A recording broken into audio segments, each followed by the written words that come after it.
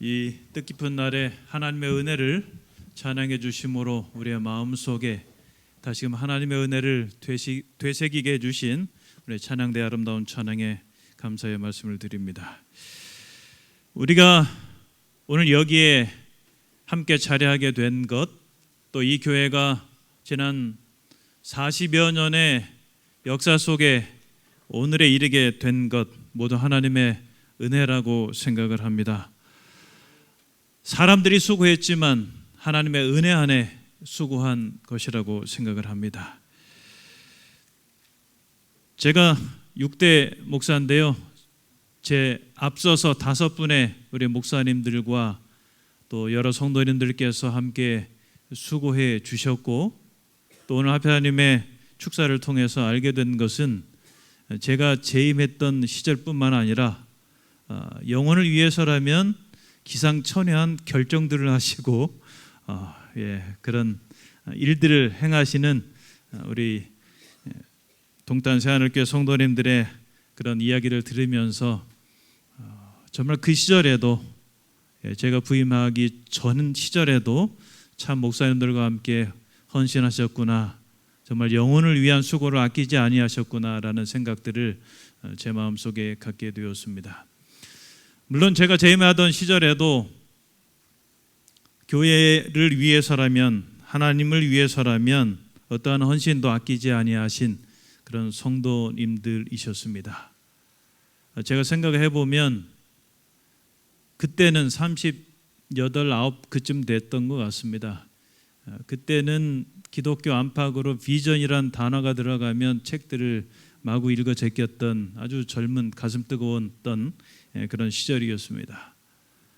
그 시절에 가장 기억에 남는, 책 속에서 남는 말은 비전이 있는 곳에 사람이 모인다 라고 하는 것이고, 또 하나는 비전이 있는 곳에 돈이 모인다, 그런 말들을 읽었던 기억이 납니다. 수원 인계동에서 이곳으로 오게 될 때 제가 목요일에 부동산에서, 지금은 그 당시에 컨테이너 박스에서 부동산을 운영하던 곳이었는데, 부동산의 큰 지도를 보고 땅을 소개했을 때 이거다라고 하는 확신이 마음속에 확 들었어요. 그래서 부동산 사장한테 물었습니다. 이 땅 얼마입니까? 9억이래요.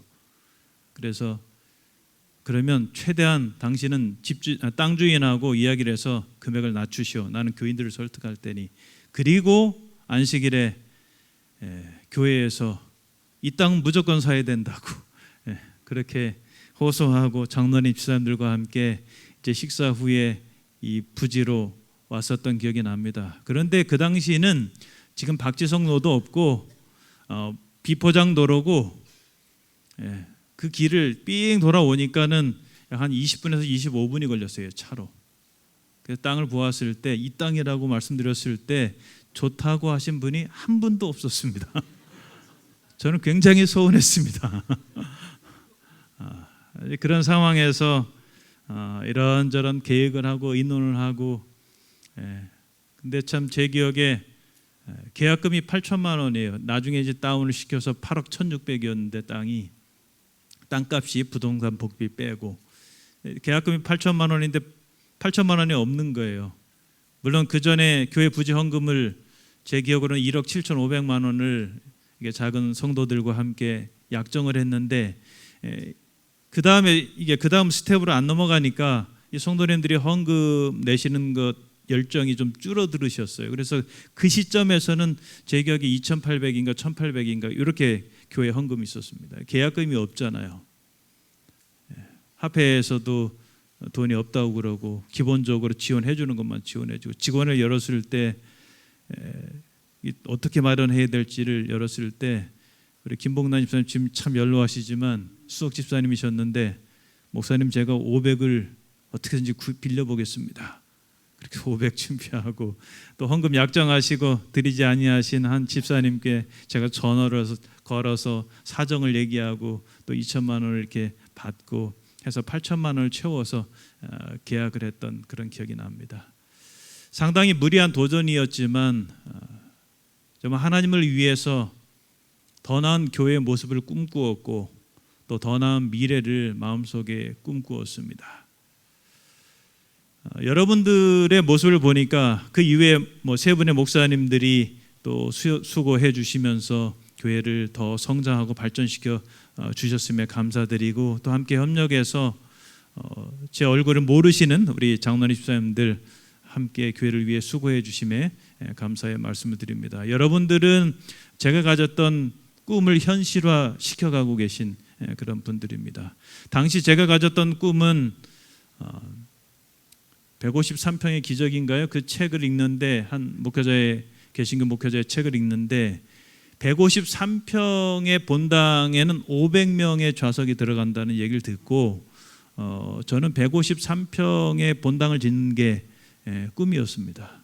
그래서 여러분 보시면 일부러 이렇게 바닥에 깔아 놓았습니다. 왜냐하면 당시에 도시계획법도 관리지역에서 자연녹지로 변화되는 그런 상황이었고, 밑에 깔아놓지 않으면 위로 질 수 없으니까, 그래서 위로 153평을 짓고자 하는 게 그 당시 가졌던 아주 젊은 목사의 꿈이었습니다. 여러분, 그 다음의 스텝, 재개발 그런 얘기가 서서히 있는 것 같은데요. 여러분께서 다음 성전을 지으실 때는 본당만 153평으로 지시고, 이거는 80평밖에 안 돼요. 이렇게 153평의 건물을 지시고 정말 약 500명 이상의 성도들이 하나님을 예배하는 그런 성전을 꿈꾸고, 미래를 위해서 하나님을 의지하여 한 걸음씩 나아가는 그런 동탄 새하늘 교회가 되기를 간절히 바랍니다. 여러분, 지금 40주년인데 80주년을 설마 이 땅에서 예배를 드리려고 생각하지는 않으시죠? 80주년이면 제가 그때는 100세가 될 텐데 올지 안 올지 모르겠습니다. 저는 하늘에서 향후 80주년 기념 예배는 하늘에서 드렸으면 좋겠다라고 하는 그런 마음에서 오늘 함께 말씀을 준비했습니다. 오늘 말씀의 제목은 영광의 그날이 오면이라고 하는 제목입니다. 제가 합회에서 총무로 봉사할 때에 그 총무가 맡는 직임 가운데 또 한 가지는 종교자유부장이었습니다. 그래서 미국에서 종교자유부 국제 카운슬이 열렸기 때문에 5개 합회 총무들과 함께 미국 대총회를 방문할 기회가 있었습니다. 대총회를 방문하는데 가이드가 있어서 곳곳을 시설물을 소개해 주었고, 곳곳에 걸려 있는 그림들, 재림교회 화가들이 그린 그림들을 소개하는 그런 순서가 있었습니다. 그때 보았던 그림, 재림교회 화가가 그린 그림, 아주 인상 깊고 아주 디테일하게 여러 의미를 담아 그린, 제가 보았던, 제가 직접 사진을 찍었던 그림을 소개합니다. 그 그림은 바로 이 그림이에요. 예수님께서 재림하시는 그런 장면이에요. 이 그림에는 엘렌 화이트도 있습니다. 어디에 있는지 아십니까? 좀 뿌여서 지금 저거는 조금 선명하게 보이는데요. 어디 있냐면 바로 여기 있습니다. 그래서 좀 더 제가 가까이 가서 사진을 찍었더니 이렇게 되어 있습니다. 그래서 이 화가가 엘렌 화이트이 예수님이 재림하실 때 부활하여 하나님을 영접하는 그런 내용의 그림을 그렸습니다. 또한 이 그림 속에는 이 화가가 살았던 옆집에 신앙을 하지 않는 한 가정이 있었는데, 그 가정의 아이가 어렸을 때 죽게 된 거예요.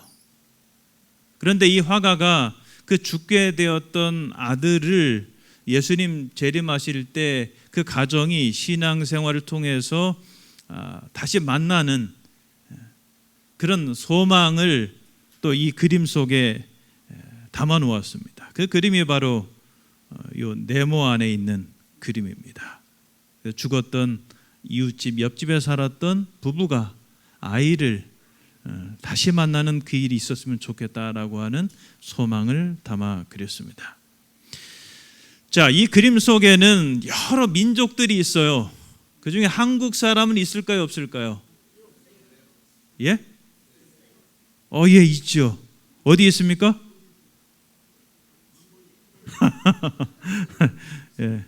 바로 여기 있습니다. 여기 네모 안에 있습니다. 제가 가까이 가서 사진을 찍어보니까 이렇습니다. 색동 한복을 입은 한국 사람도 이 미국 화가가 그려놓았어요. 그래서 예수님이 재림하실 때 수많은 민족들이 사람들이 그 자리에 있을 것을 메시지로 이렇게 담아 놓은 것이죠. 여러분, 오늘 우리가 예수님의 재림을 기다리는 사람들로서 실제 예수님께서 재림하시는 그날에는 한 분도 빠짐없이 그 자리에 있게 되시기를 간절히 바랍니다. 우리 다 함께 이사야 25장 6절로 9절에 있는 말씀을 보겠습니다. 만군의 여호와께서 이 산에서 만민을 위하여 기름진 것과 오래 저장하였던 포도주로 연회를 베푸시리니 곧 골수가 가득한 기름진 것과 오래 저장하였던 맑은 포도주로 하실 것이며 또 이 산에서 모든 민족의 얼굴을 가린 가리개와 열방 위에 덮인 덮개를 제하시며 사망을 영원히 멸하실 것이라. 주 여호와께서 모든 얼굴에서 눈물을 씻기시며 자기 백성의 수치를 온 천하에서 제하시리라. 여호와께서 이같이 말씀하셨느니라. 그날에 말하기를 이는 우리의 하나님이시라. 우리가 그를 기다렸으니 그가 우리를 구원하시리로다. 이는 여호와시라. 우리가 그를 기다렸으니 우리는 그의 구원을 기뻐하며 즐거워하리라 할 것이며. 하나님과 그분을 기다린 자들이 만나는 그 장면입니다. 연회장의 장면입니다. 6절 말씀에 만군의 여호와께서 이 산에서 만민을 위하여 기름진 것과 오래 저장하였던 포도주로 연회를 베푸신다라고 말씀했는데, 현대인의 성경에 보면 그 연회를 잔치로 번역했고 한글 킹제임스 성경은 축제로 번역했습니다. 다시 말하면 하나님께서 그날에 그분을 기다린 백성들을 위해서 잔치, 축제를 베푸실 것이라고 말씀합니다. 그리고 8절 말씀에 보면 사망을 영원히 멸하실 것이라고 말씀하고 있고 모든 얼굴에서 눈물을 씻기실 것이라 말씀하고 있습니다. 다시는 사별의 고통으로 우리가 마음 아파하거나 또 눈물을 흘리거나 슬퍼하거나 그럴 일이 없을 것이라고 하는 거예요. 그리고 이 땅에서는 때로 하나님의 백성들이 참 어려운 일을 겪고 하지만 그날에는 자기 백성의 수치를 온 천하에서 제하실 것이라고 말씀합니다. 그래서 우리는 그날을 기다리죠. 사랑하는 사람과 사별해도 말이에요. 제 작은 처남이, 양평교에서 목회하는 처남이 52에 간암으로 지난 안식일 새벽에 12자정이 넘어서 숨을 거두었습니다. 이제 학원 예배를 드릴 때 제가 그 앞에서 학원을 보면서 그날따라 이 빨간 그 홍포 거기에는 이제 재림 목사 창녕 성씨의 뭐 이런 식으로 이제 글자가 쓰여져 있는데 7개의 판 가운데 판을 하나 딱 열어놓았는데 그 글귀가 눈에 들어오더라고요. 그래서 좀 더 가까이 찍었어요. 여러분 뭐라고 써 있습니까? 재림이라고 써요. 재림. 제가 그래서 참 그 학원 예배 때 다른 때는 그렇게 눈여겨보지 못했는데 처남과 사별의 아픔을 느끼면서 그 학원 예배 때 그 마지막 이제 예배를 드리기 전에 탁 재림이란 글자를 탁 열어놓고 예배를 드릴 때 마음속에 정말 큰 감동과 함께 다시 재림하시는 예수님의 재림을 소망할 수 있었습니다. 여러분 그날에 하나님의 백성들이 예수님을 만나면서 고백하는 그런 말들이 있어요. 9절 말씀에 보면 그날에 말하기를 이는 우리의 하나님이시라. 우리가 그를 기다렸으니 그가 우리를 구원하시리로다. 이는 여호와시라. 우리가 그를 기다렸으니 우리는 그의 구원을 기뻐하며 즐거워하리라 할 것이며. 저는 이 장면을 말씀을 통해서 볼 때마다 마음에 설레임이 있고 또 기대감도 있고 또 감격이 있습니다. 하나님께서 당신의 백성들, 당신을 기다린 백성들을 위해 베푸시는 연회, 사망을 영원히 멸하시고 모든 눈에서 눈물을 씻기시고 백성들의 수치를 제하시는 그날의 그 아름다운 장면, 상상만 해도 참 그립고 또 참여하고 싶은 그런 마음입니다. 그런데 그 잔치에 참석하게 될 사람들의 한 가지 특징이 있는데, 그것은 바로 예수님의 재림을, 주님과 만남을 기다린 사람들이라고 하는 거예요. 여러분은 예수님께서 재림하시는 날을 진심으로 기다리고 계십니까? 여러분, 1830, 40년대 재림운동 당시에, 그 당시 재림운동에 가담했던 사람들은 1844년 10월 22일에 예수님께서 재림하실 것이다 라고 하는 날짜에 대한 계산은 좀 잘못되었죠. 물론 사건은 바로 이해했지만 나중에 후일에. 근데 어쨌든 1844년 10월 22일에 예수님의 재림을 기다린다라고 생각하고 예수님의 재림을 기다렸던 사람들이 어떻게 예수님의 재림을 준비했을까를 보니까, 각시대쟁투에 있는 말씀 보니까 이런 말씀이 있어요. 그날을 몇 주일 앞두고 그들은 대부분 세속적 사업을 그쳤다. 그날은 1844년 10월 22일이에요. 진실한 신자들은 마치 죽는 사람이 임종시에 몇 시간 동안 세상 사물을 초월하여 명상하는 것처럼 자기들의 마음속의 생각과 감정을 살펴보았다. 여러분, 사람이 임종을 거둘 때 얼마나 진지해지고 진실해지고 또 정직해집니까? 목회를 하면서 보면 어떤 할머니 집사님은 누구를 불러오라고 해요.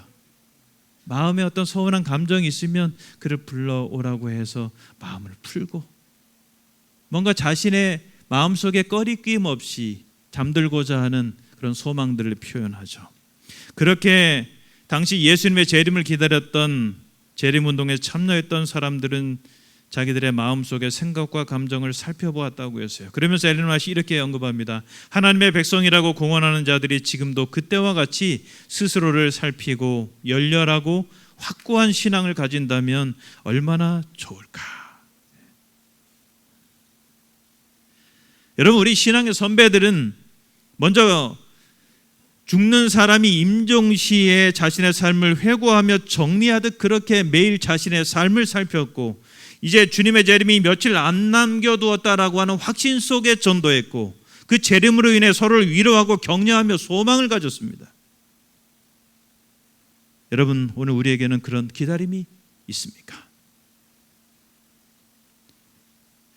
교회 증언 4권과 증언보감 2권에 보면, 나는 하나님의 계명을 지키며 그리스도의 재림을 고대하노라고 공언하는 교회들이 각기 다른 상태에 있는 것을 보았다라고 하면서 엘렌 화이트가 몇 가지 어떤 증상들, 상태들을 언급합니다. 보면 무관심과 냉랭함을 언급합니다. 놀라울 정도의 무관심과 교만, 세상에 대한 사랑, 냉랭한 형식주의가 존재한다는 거예요.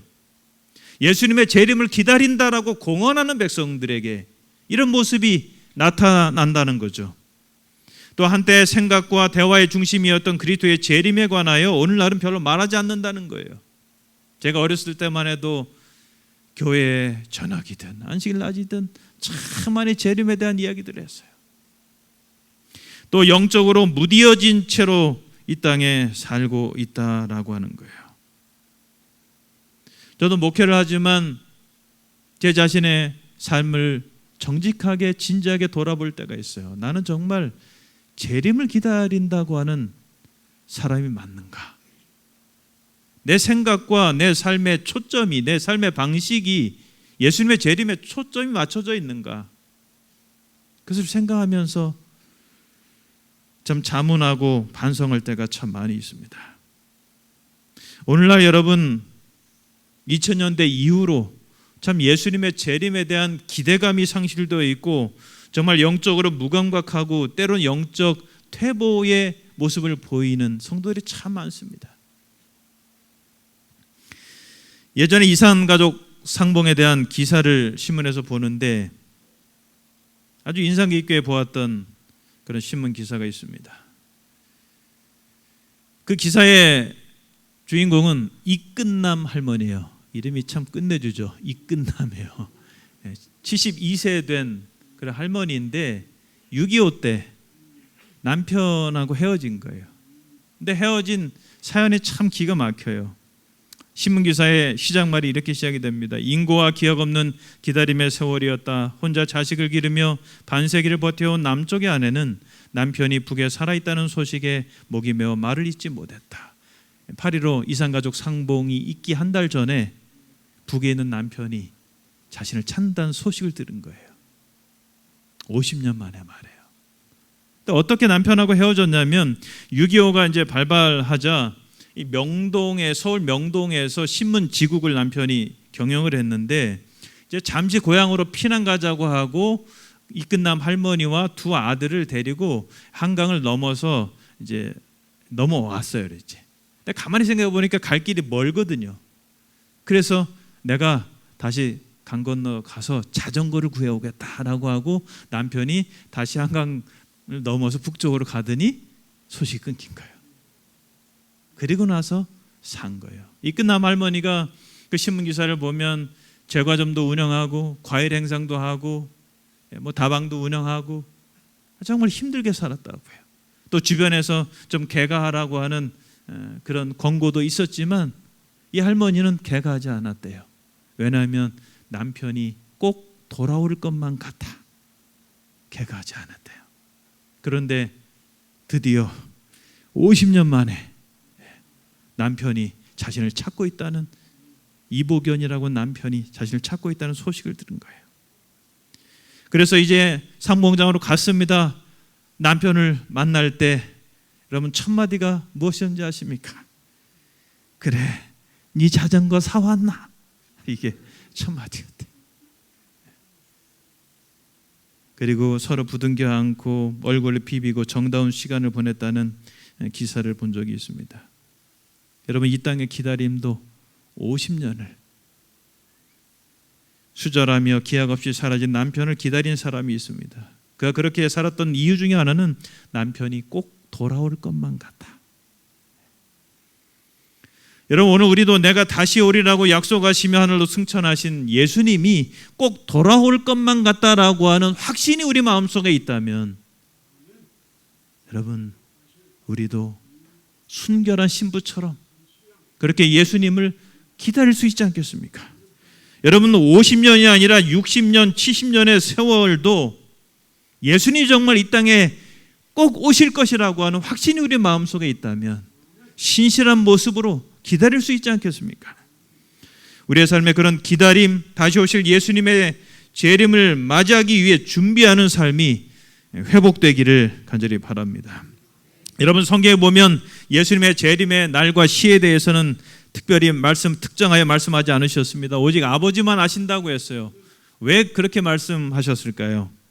우리가 항상 그날을 예비하고 깨어 있도록 하기 위해. 그래서 성경 말씀의 표현을 보면 마태복음 24장 44절을 보면 생각지 않은 때에 어떤 사람에게는 오게 되는 거죠. 그죠? 준비하지 않은 사람에게.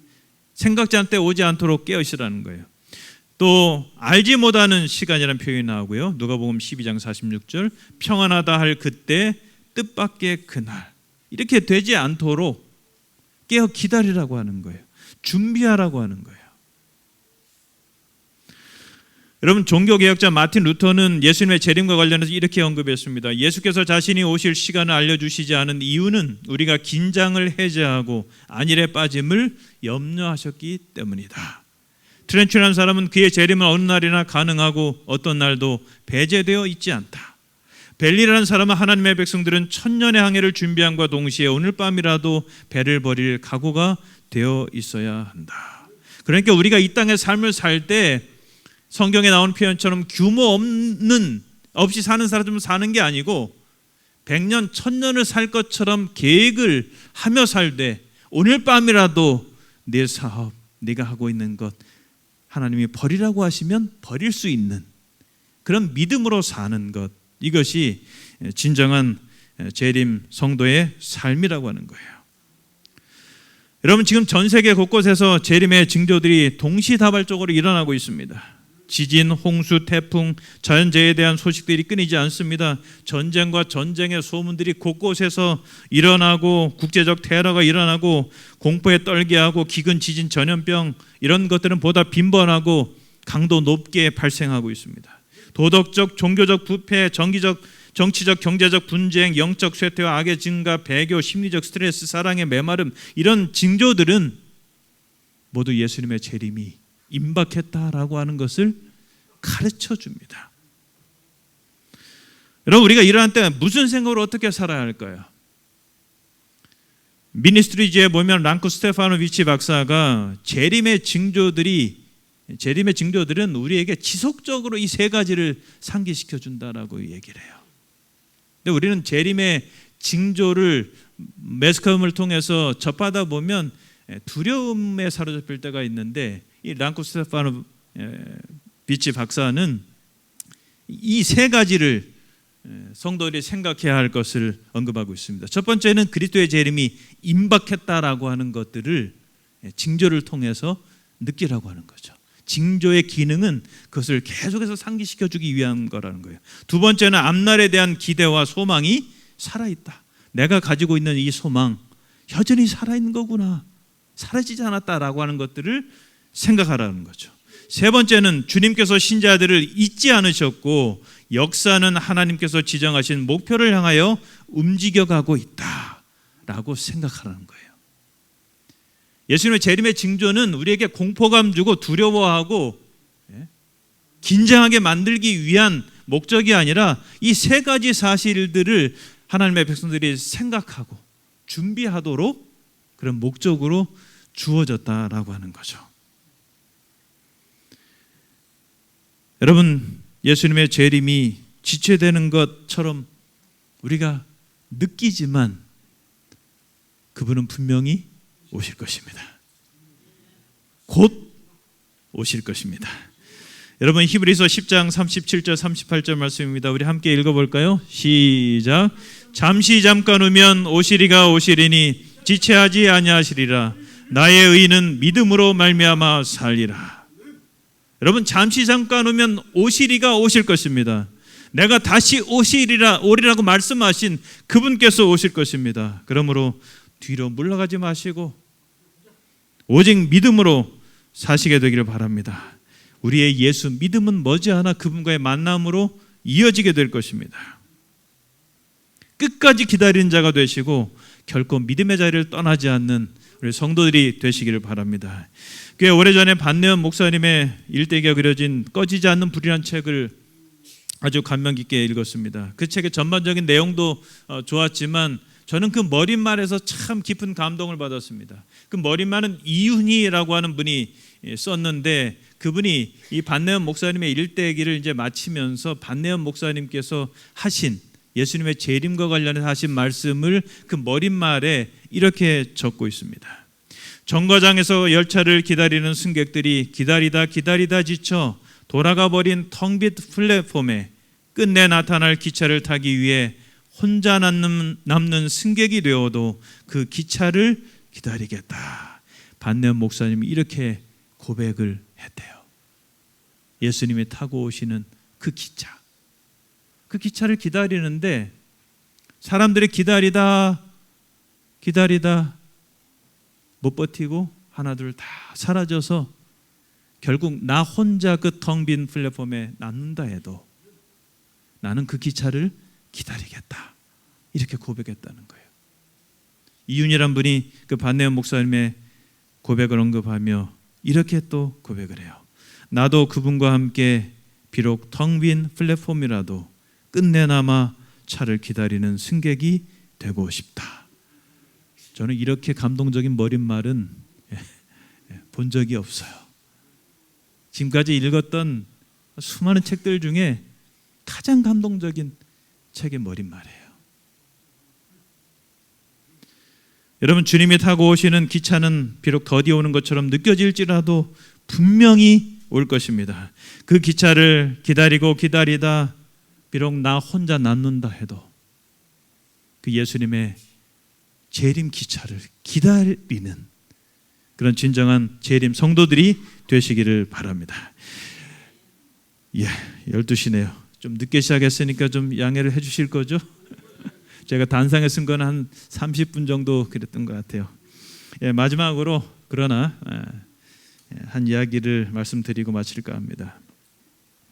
저는 재림운동 당시에 살았던 찰스 피치 목사님 가족과 그분의 사역 이야기를 정말 접하고 잊을 수가 없어요. 예전에 신학을 공부할 때 도서관에서 선배 목사님들이 전도 설교를 이렇게 적은 아주 허름한 책을 읽게 되었는데 그 책에서 아주 처음에 제가 이 글을 접하게 되었고요. 그때 권정혜 목사님이 쓰셨던 전도 설교 중에 이 스토리가 있었고, 그 다음에 제가 총무로 재직하던 시절에 한 교회에서 재림에 대한 설교를 부탁을 해서 초기 재림 운동 당시에 대한 기록들을 어떻게 선교하고 어떻게 살았나를 살펴보는 가운데 다시 찰스 피치 목사님 스토리를 접하게 되었어요. 그래서 오늘 이 자리에서 좀 소개를 합니다. 이 찰스 피치 목사님은 1800년대 재림운동 당시에 특별히 1838년 3월에 윌리엄 밀러의 강의록을 접하게 되고 그것을 읽고 그의 견해를 받아들이면서 재림운동에 동참합니다. 그분의 사역 가운데 주목할 만한 점은 그가 1843년 여름에 요한계시록 14장에 기록된 둘째 천사의 기별은 재림 기별을 거절한 개신교에도 적용된다라고 가르쳤다는 거예요. 그 당시 그 이전만 해도 세 천사의 기별 중에 둘째 천사의 기별, 바벨론에서 무너질 바벨론에서 나오라고 하는 그런 기별 가운데 그 바벨론을 로마 카톨릭으로만 적용했는데 이 찰스 피치 목사님이 성경에 대한 이해를 통해서 카톨릭뿐만 아니라 재림 기별을 거절한 개신교에도 그 바벨론 가운데 포함된다라고 깨우침을 얻고 그렇게 전하는 그런 일을 시작했다라고 하는 거죠. 그러면서 요한계시록 18장 1절에 힘센 천사의 음성처럼 내 백성아 거기서 나오라고 하는 그 메시지를 재림운동 당시에 이 찰스 피치 목사님이 전했습니다. 그렇게 목사님이 열심히 복음을 전하던 1844년 9월 어느 날이었습니다. 춥고 바람이 심하게 불던 그 어느 날 목사님은 뉴욕주 버팔로의 얼음장 같은 이리 호수에서, 호수 이름이 이리더라고요. 미국에 가보니까 버팔로라고 하는 또 지역이 있고요. 이리 호수에서 일단의 신자들에게 침례를 베풉니다. 이제 침례식을 하고 그 젖은 옷을 입고 이제 거처로 이제 갈아입을 옷으로 가고 있는데 저쪽에서 사람들이 또 손을 흔들면서 목사님 저희들에게도 침례를 주십시오. 저희들도 침례를 받고 예수님의 재림을 맞이하기 원합니다. 그러면 목사님이 다시 젖은 옷을 입고 물속으로 들어가서 또 침례식을 베푸는 거예요. 그리고 이제 또 침례식을 마치고 또 옷을 갈아입으러 나가려 하면 또 저쪽에서 목사님 저희들도 침례받고 예수님을 맞이하기 원합니다. 그럼 또 다시 물로 들어가서 침례식을 하고, 여러분 그렇게 목사님이 사역을 하셨을 때 장시간의 추위로 병에 걸리게 돼요. 그래서 1844년 10월 14일에 그들이 생각했던 예수님의 재림 10월 22일이 8일 남겨두었을 때 14일에 폐렴으로 돌아가십니다. 이 찰스 피치 목사님이 돌아가시 전에 그의 사랑하는 아들이 8명이 있었는데 그 중에 3명이 영양실조로 먼저 죽었어요. 그런데 이 찰스 피치 목사님은 울지 않고 그의 사모님과 함께 남아있는 아들들을 앉혀놓고 이렇게 얘기했다고, 얘들아 얼마 안 있으면 예수님 오신단다. 그때 죽은 내 형제들을 깨워주실 것이다. 그랬던 목사님이에요. 그런데 그 목사님이 돌아가신 거예요. 그들이 기다렸던 예수님의 재림 8일 남겨두고 말해요. 그랬을 때 사모님도 역시 울지 않았다고 해요. 왜냐하면 8일 뒤면 예수님의 재림을 맞이할 거니까, 그들의 생각으로는. 그리고 자녀들을 모아놓고 이렇게 사모님이 얘기했다고 그래요. 얘들아, 앞으로 8일만 있으면 예수님이 오신단다. 내 아버지는 분명 무덤에서 부활하실 거야. 그 이야기를 들은 아들들도 울지 않았다고 그래요. 그리고 이렇게 말했다고 합니다. 아버지, 예수님 오실 때까지 안녕히 계세요. 그리고 10월 22일 날이 밝아오는 때 찰스 피치 목사님의 사모님은 그의 사랑하는 아들들과 함께 남편의 무덤가에 있었다고 합니다. 그런데 무덤가에 둘러선 그들의 심정은 기쁨으로 벅차올랐다고 해요. 왜냐하면 얼마 안 있으면 남편을 만나고 사랑하는 아들도 만날 수 있으니까요. 여러분, 이것이 1840년대 재림운동 당시에 살았던 한 가족의 신앙 모습이에요. 여러분, 오늘 우리에게는 이런 기다림이 있습니까? 이런 소망이 있습니까? 이런 사역의 열정이 있습니까? 정말 주님의 재림은 우리에게 소망의 날입니까? 정말 그날은 현재의 슬픔과 고통, 아픔을 위로하고도 남을 그런 기다림의 날입니까? 그날은 가족을 잃은 사발의 고통도 이길 만큼 영광스러운 날입니까?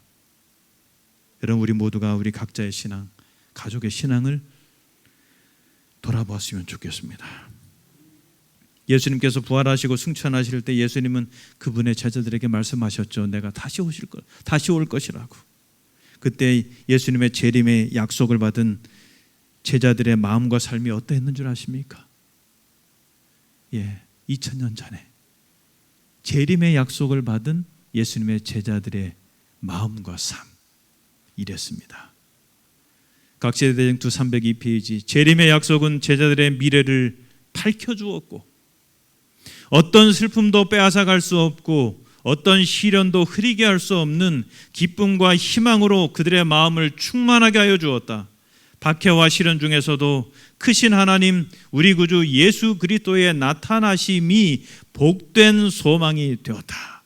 이게 예수님의 재림을 2000년 전에 약속받았던 제자들이 살았던 삶과 그들이 간직했던 마음과 신앙이에요.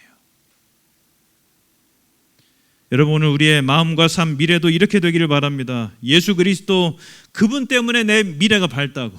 이 땅에서는 비록 사업도 생각보다 안 되는 것 같고 우리 가족도 그런 것 같고 여러 이게 좀 아쉬운 그런 이야기들이 있어도 예수님의 재림 때문에 내 미래는 밝다고. 예수님의 재림 때문에 나는 이 슬픔을 참을 수 있다고. 예수님의 재림 때문에 이 혹독한 시련도 내 안에 있는 기쁨과 희망을 빼앗아갈 수 없다고 고백할 수 있는 그런 인생이 되길 바랍니다. 그런 사람이 바로 재림 성도입니다.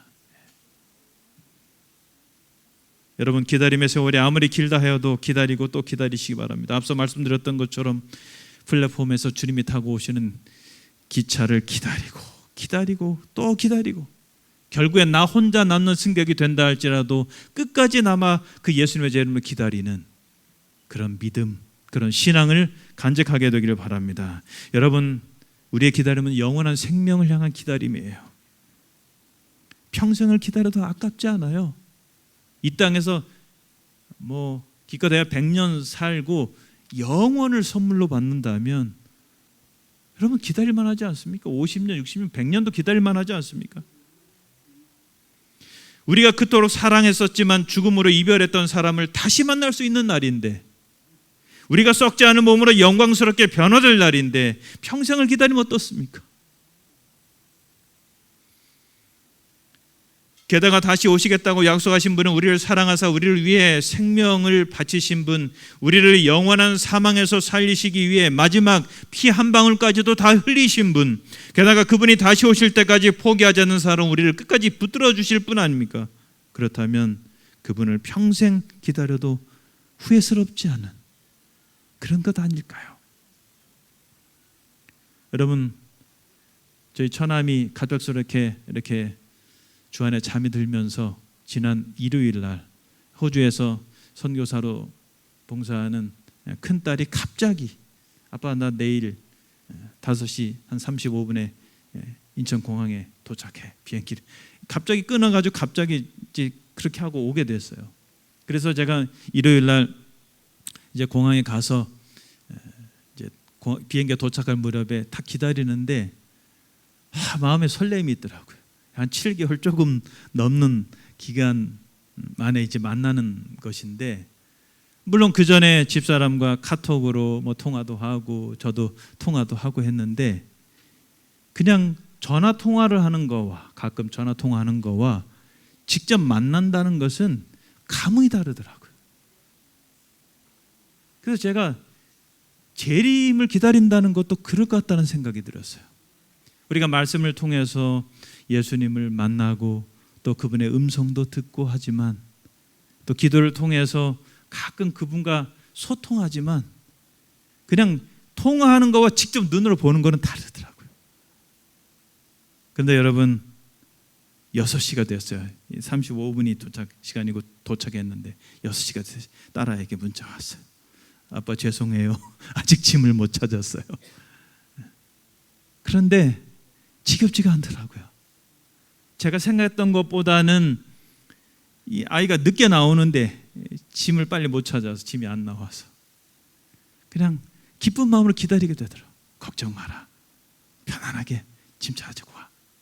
그러고 난 다음에 제 머릿속에는 이런 생각이 드는 거예요.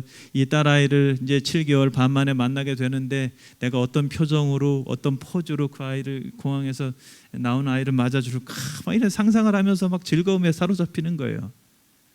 그런 다음에 기다리고 있는데 드디어 딸아이가 입국장 도착층에서 쫙 문 열고 나오는 거예요. 막 손 흔들어줬어요. 딸아이도 막 손 흔들어요. 이제 가까이 왔어요. 그래서 서로 끌어안고요. 수고했어, 잘 왔어. 아빠 저도 그래요. 감사해요. 저는 그것을 보면서 정말 예수님의 재림을 기다리는 것, 우리가 이 땅에서 말씀을 통해서 기도를 통해서 주님과 가끔 만나지만, 접촉이 있지만 그분을 실제 만나는 것은 정말 다를 것 같은 경험이라는 것을 깨달았어요. 여러분, 정말 그럴 것입니다. 우리가 예수님을 기다린다는 것, 그분에 대해서 말씀을 통해서 보고 듣고 또 영적인 소통을 통해서 그분과 교제가 이루어지지만, 실제 그분을 본다는 것은 정말 영광스러운 그런 경험이 될 것입니다. 여러분, 영광의 그날이 오면 주님을 기다린 자가 주님을 만나게 될 것입니다. 우리 다시 한번 마지막으로 9절 말씀 읽겠습니다. 함께 읽겠습니다. 시작. 그날에 말하기를 이는 우리의 하나님이시라. 우리가 그를 기다렸으니 그가 우리를 구원하시리로다. 이는 여호와시라. 우리가 그를 기다렸으니 우리는 그의 구원을 기뻐하며 즐거워하리라. 이 영광스러운 날에 이 말씀이 우리의 고백도 되기를 바라면서 말씀을 마칩니다.